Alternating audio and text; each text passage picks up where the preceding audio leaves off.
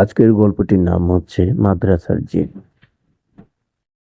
বাংলাদেশের এক প্রত্যন্ত গ্রামের মাদ্রাসায় অদ্ভুত কিছু ঘটে যায়। এক ঘটনা, এক কিশোর নাম ইমরান, যার বয়স মাত্র 13।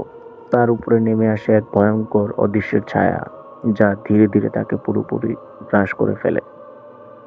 লণ্ঠনের আলো, অন্ধকার করিডোর, কোরআন তেলাওয়াতের আওয়াজ ধীরে ধীরে মিলিয়ে যায়।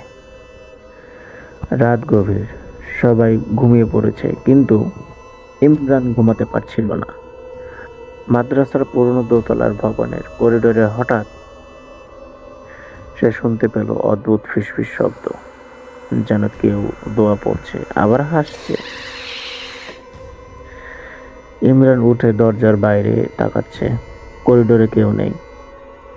সে ভয় পেয়ে দরজা খুলে বাইরে বের হয়, কিন্তু আশ্চর্য, চারদিক থেকেই কেউ নেই, শুধু বাতাসের ঝাপটায় জানালা কাঁপছিল। হঠাৎ মেঝেতে ছায়ার মতো কিছু নড়ল। ইমরান দেখলো কেউ নেই, কিন্তু তার ঠিক সামনেই লম্বা কালো ছায়া। ইমরান বিছানায় ফিরে এসে শুয়ে আছে, কিন্তু তার শরীর কাঁপছে। ইমরানের শরীর ধীরে ধীরে ভারী হয়ে উঠল। সে নড়তে পারছিল না। মুখ থেকে বের হচ্ছিল ভিন্ন ভাষার অদ্ভুত আওয়াজ। ঘুমন্ত সহপাঠীরা জেগে ওঠে, দেখে ইমরানের চোখ উল্টে গেছে। মুখ দিয়ে বের হচ্ছে গর্জন, আর ভেতর থেকে কণ্ঠস্বর ভেসে আসছে, এটা আমার জায়গা, চলে যাও।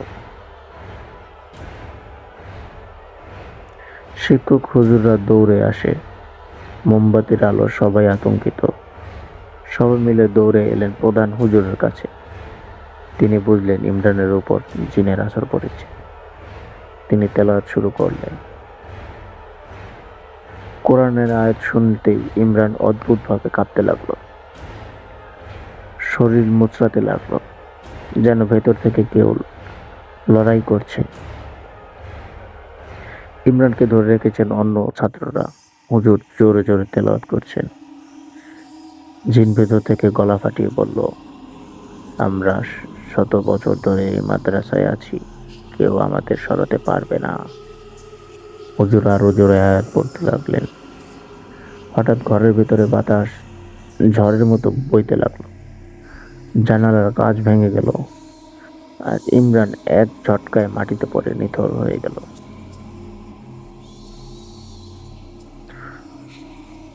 ভোর হতে ইমরান ধীরে ধীরে জ্ঞান ফিরে পেল, কিন্তু তার চোখের ভেতর আজও মাঝে মাঝে অদ্ভুত ছায়া খেলা করে। হুজুররা বলেন মাদ্রাসার পুরনো ভবনে এখনো কিছু অদৃশ্য শক্তি ঘুরে বেড়ায়। আর সেই রাতের ঘটনা আজও মাদ্রাসার প্রতিটি ছাত্র মনে করে রেখেছে।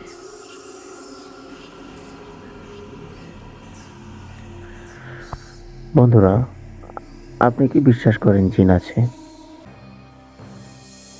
আসলে মানুষের শরীরে ভর করতে পারে, নাকি এগুলি সবই কল্পকাহিনী?